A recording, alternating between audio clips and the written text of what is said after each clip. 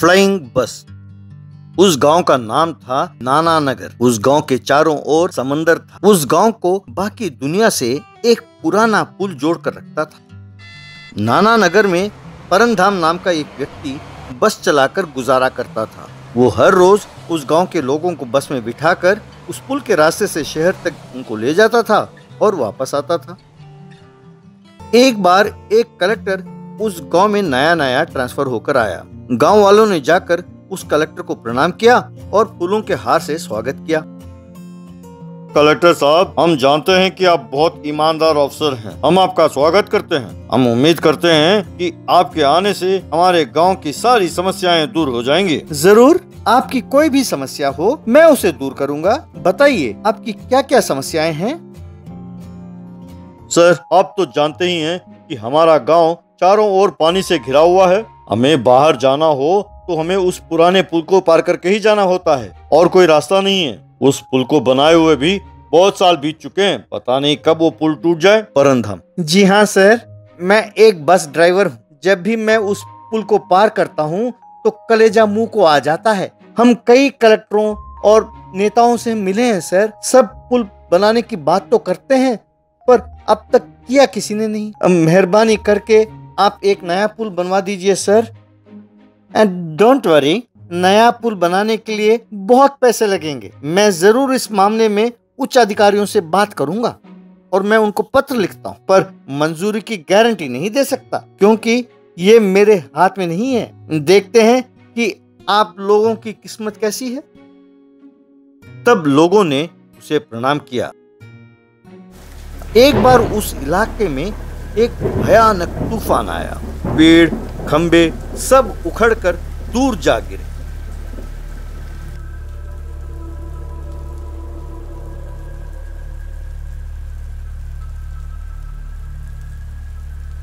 मौसम विभाग का कहना है कि ये बहुत भयानक तूफान है। उनका कहना है कि और 4 दिन तक इस तूफान की तीव्रता बनी रहने की संभावना है। सरकार ने चेतावनी दी है कि समुद्र तट पर रहने वाले चौकस रहे।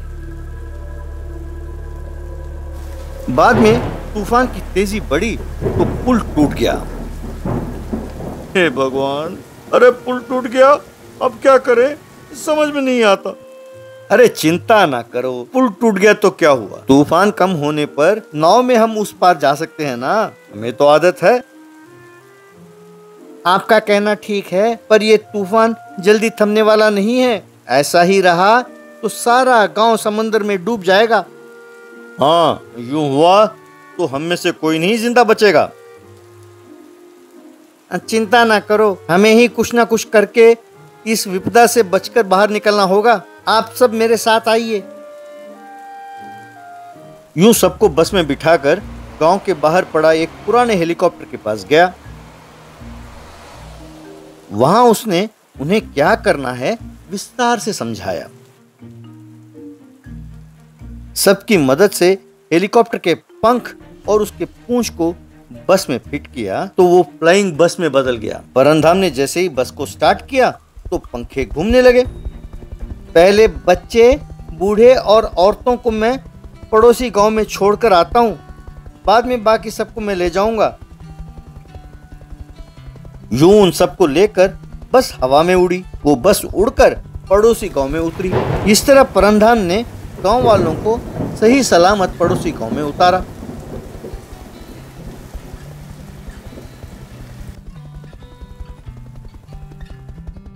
बाद में गांव वालों ने परंधाम को धन्यवाद किया। ढोंगी बाबा बैगनपुर नाम के गांव में हिमांशु नाम का व्यक्ति रहा करता था। हाँ केले भाई केले कहकर केला बेचा करता था। हिमांशु सुबह शाम दोनों पहर मंदिर के पास केले बेचता था।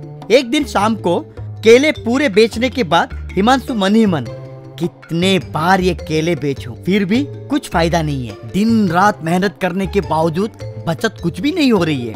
अभी क्या करना है कहकर सोचते वक्त एक आदमी आके भैया 1 डजन केले देना कहकर केले खरीदकर भगवान के पास रखकर फिर उन केलों को मंदिर के बाहर बैठे भिखारियों को बांट दिया। वो देखकर हिमांशु, मैं दिन रात इतनी मेहनत करके केले बेचता हूँ और इन भिखारियों को तो केले मुफ्त में मिल रहे हैं। सोचते ही उसको एक उपाय सूझा। अगले दिन हिमांशु बाबा के भेष डालकर पड़ोस गांव में एक पेड़ के नीचे बैठ गया। उसको देखकर एक आदमी, स्वामी कौन है आप? मेरा नाम बनाना बाबा है, हिमालय से आ रहा हूँ। क्या है तुम्हारी समस्या बेटा? बनाना बाबा, मेरा नाम देवा है, मेरी कोई नौकरी नहीं है, कुछ भी व्यापार करना चाहता हूँ। हरिओम तत्सत। पड़ोस गांव के मंदिर के पास केले का व्यापार शुरू कर बेटा, तुझे बहुत मुनाफा होगा। बाबा, मेरे पास उतना पैसे ही नहीं है। डोंट वरी भक्त, केले अपने आप आ जाएंगे, तू उन्हें बेच, उनमें से 25% तू ले, बाकी के 75% भगवान के कार्य में लगा। ठीक है कहकर पड़ोस के मंदिर के पास जाते ही हिमांशु फिर से अपना भेष बदलकर देवा के पास आकर, साहब मैं बनाना बाबा का भक्त हूँ, हर दिन मैं आपको केले दूंगा, वो आप बेचिए। बहुत धन्यवाद है साहब। सब वो बनाना बाबा का आशीर्वाद है। कुछ दिनों के बाद बनाना बाबा मशहूर होने लगा, तो भक्त आके बनाना बाबा को केले सभी भेंट में चढ़ाने लगे। हिमांशु उन केलों को देवा के पास ले जाकर देने लगा। एक बार एक आदमी आकर, स्वामी आपको बनाना बाबा का नाम कैसे पड़ा? क्यों आपको बनाना बोले तो इतनी पसंद है? एप्पल, ग्रेप्स सभी नीचे जमीन पे उगते हैं, पर बनाना मगर ऊपर उगता है, तभी तो मुझे बनाना बोले तो बहुत पसंद है, इसलिए मुझे बनाना बाबा का नाम आया। वैसे तूने कितने केले लाए? एक केला लेकर आके? क्या एक केला लेकर आके मेरा जन्म रहस्य सब जान लेगा? कहकर वो रिजर्वेशन सिस्टम रखने लगा। डजन केले के लिए एक कतार, 2 डजन केले के लिए और एक कतार, और एक केले के गुत्थे के लिए और एक कतार वैसे रखा। डजन केले लाने वाले को नॉर्मल दर्शन, 2 डजन लाने वाले को तत्काल दर्शन, केले के गुत्थे को लाने वाले को इंस्टेंट दर्शन वैसा रखा। वैसे बहुत सारे भक्त उसके दर्शन के लिए आने लगे। केले की संख्या भी बढ़ने लगी। उस दिन शाम हिमांशु हमेशा की जैसा भेष बदलकर देवा के पास आकर केले दिया। देवा पिछले दिन बेचे हुए केलों के पैसा हिमांशु को दिया। हिमांशु पैसे लेकर, बनाना बाबा की कृपा से बनाना का रेट बढ़ गया है, तुम भी रेट बढ़ाओ। साहब, इस बीच आपके केले फ्रेश नहीं रहते, कुछ केलों पे अगरबत्ती भी लगी होती है और कुछ केले छिलका निकलकर आधे भी आ रहे हैं। बताइए तो आखिर ये केले आपके पास कहाँ से आ रहे हैं? वो क्या है, हमारे बगीचे के हैं, बनाना बाबा को पूजा करते वक्त अगरबत्ती तो जलाते हैं ना, वैसे कुछ आए होंगे, कहकर बात को कवर करके चला गया। देवा को शक आकर हिमांशु का पीछा करने लगा। हिमांशु ही बनाना बाबा जानकर हैरान हुआ। देवा हिमांशु को कैसे भी सबक सिखाने के लिए ठान लिया। अगले दिन हिमांशु आते ही, साहब मैं मेरे गांव जा रहा हूँ, 1 हफ्ते तक नहीं आ सकता हूँ, इस दुकान को क्या आप 1 हफ्ते के लिए देखभाल करेंगे? ठीक है बोला। अगले दिन देवा बनाना बाबा के आश्रम में भेष बदल कर गया और वहाँ के भक्तों से, साहब हम खाए हर एक दाने पे हमारा ही नाम लिखा होता है, ऐसे बुजुर्ग कहते हैं, इसलिए हमारे दिए हर केले पे हमारा नाम रहना जरूरी है ना, कहकर एक पेन निकालकर केले पे अपना नाम लिखा। वहाँ पे आए सभी भक्तों को भी उसकी बात सही लगने के बाद उनके केलों पे भी वो अपना नाम लिख के बनाना बाबा को समर्पित किए। उस दिन शाम को हिमांशु हमेशा के जैसा मंदिर के पास केले बेचते वक्त एक आदमी आके, अरे ये केला तो मैंने बनाना बाबा को भेंट चढ़ाई थी। और कुछ लोग आके, हाँ ये हमने बनाना बाबा को भेंट चढ़ाए, ये कोई ढोंगी लग रहा है, कहकर सब उसे खूब मारे। जनरेटर, उसका नाम रघुनाथ, उसके पास एक ट्रैक्टर जनरेटर हुआ करता था। उस गांव में किसी का भी शादी हो, रघुनाथ के ट्रैक्टर को इस्तेमाल करते थे। एक बार एक शादी में वो लाइटिंग कनेक्शन सभी ठीक है ना, कहकर दूर खड़ा एक इलेक्ट्रिशियन से बात कर रहा था। हाँ भैया सब ठीक है, बस आप कनेक्शन दे दीजिए। तो रघुनाथ उन वायर्स को जनरेटर में अटैच करके जनरेटर को ऑन किया तो पूरा मंडप लाइट्स के साथ जगमगाने लगा। सबको रघुनाथ एक अच्छा आदमी लग रहा था, पर वो एक बहुत बड़ा चोर था। एक बार रघुनाथ शादी के मंडप में लाइट्स फिट करते वक्त दुल्हन का कमरा ढूंढना है, सोना पूरा उसी कमरे में तो छुपाए होंगे सोचकर कमरा ढूंढने लगा। दुल्हन का कमरा दिखते ही खिड़की के पास लाइटिंग करते हुए सोना कहाँ पे छुपाए गौर करने लगा। छुपाया हुआ जगह पता लगाने के बाद वो दुल्हन के पिता के पास जाकर साहब मंडप का पूरा लाइटिंग सेट कर दिया। शादी के दिन मंडप की लाइटिंग लाजवाब लगेगी, मेरे जनरेटर को यहीं पे छोड़ के जा रहा हूँ कहकर ट्रैक्टर से जनरेटर का लिंक को निकालकर ट्रैक्टर के ऊपर चला गया। उस रात सब लोग सोते समय रघुनाथ चुपचाप दुल्हन के कमरे में आकर वहां के सारे जेवरात को एक बैग में डाला और उस बैग को जनरेटर में छुपा दिया। अगले दिन रघुनाथ जब मंडप के पास आया तो वहां पे सभी उदास होते दिखे। तो रघुनाथ, क्या हुआ क्यों सब लोग ऐसे हो? खत्म हो गया, सब कुछ खत्म हो गया है। कोई आके मेरी बेटी की और उसकी सहेली के सारे जेवरात चोरी कर लिए कह के उदास हो रहा था। क्या है साहब, इतना शांत बैठे, पुलिस कंप्लेंट क्यों नहीं दिए? नहीं, ये विषय चारों ओर फैलेगा तो लोग तरह तरह की बातें करेंगे, मेरे परिवार की इज्जत जाएगी।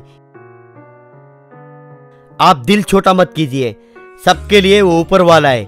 मैं जनरेटर को डीजल मार के आता हूँ कहकर ट्रैक्टर को जनरेटर से लिंक किया और वो चला गया। वैसे रघुनाथ शादी ब्याह में जनरेटर सप्लाई करने के नाम पे चोरियां करता था। अगले दिन रघुनाथ के घर पे पुलिस एसआई आया। रघुनाथ बोले, तो तू ही है ना? तो रघुनाथ मन में, बाप रे, मैंने चोरी किया है कह के इंक्वायरी के लिए यहाँ तो नहीं आया है। सोच के, हाँ सर, मैं ही रघुनाथ हूँ। घबराते हुए कहा, तुम्हारे पास थोड़ा काम है, चलो पुलिस स्टेशन। वैसे एसआई रघुनाथ को पुलिस स्टेशन लेके आया। वहां पे कमिश्नर, क्यों भाई, तेरे बारे में सर्वे मैंने ठीक से किया है, इस पूरे गांव में तू ही एक जनरेटर सप्लाई करता है ना? हाँ क्या, इसलिए मुझे बुलाया?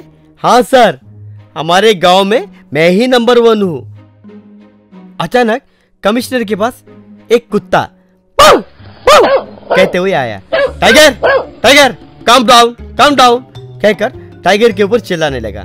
कुत्ता रघुनाथ के चारों ओर फेरे लगा के कमिश्नर के पास आकर बैठ गया। ये मेरा पालतू कुत्ता है। हाँ, ये सब ठीक है, कल मेरे बेटे का बर्थडे फंक्शन है, लाइटिंग कनेक्शन सही है, जनरेटर भी चाहिए, बड़े बड़े नेता, बड़े बड़े उद्योगपति सभी आ रहे, ठीक से कर सकते हो ना? करूंगा साहब, इतने बड़े बड़े लोग आ रहे, मतलब मुझे भी तो अच्छा लगेगा ना साहब कहकर चला गया। अगले दिन बर्थडे फंक्शन में रघुनाथ लाइटिंग कर रहा था। वो जाके जब खिड़की झांक कर देखा तो एक सेठ एक उद्योगपति से, अरे सेठ जी, इसमें 25 लाख रुपए हैं, ले लो। ये बात रघुनाथ सर से मत कहना, वैसे वो तो बहुत स्ट्रिक्ट ऑफिसर हैं कहकर एक सूटकेस दिया।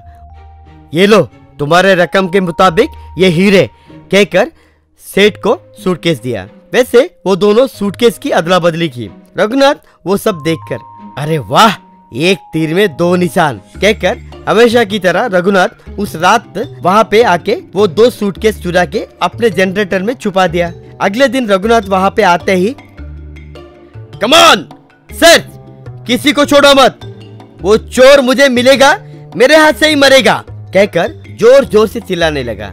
वहाँ पे रहे एसआई कांस्टेबल सभी हस्त व्यस्त होके ढूंढने लगे। कमिश्नर का कुत्ता पाउ पाउ कहकर जनरेटर के पास आकर भौंकने लगा। वो कुत्ता वैसे भौंकते हुए देखकर कमिश्नर, एसआई साहब, सर्च इन द जनरेटर कहकर ऑर्डर दिया।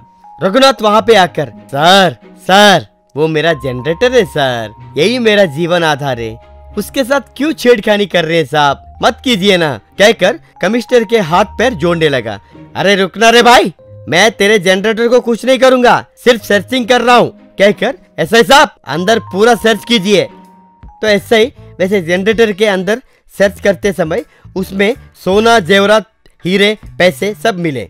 तब कमिश्नर को सारी बात मालूम पड़ी। अरेस्ट हिम कहकर रघुनाथ को जेल में डाले।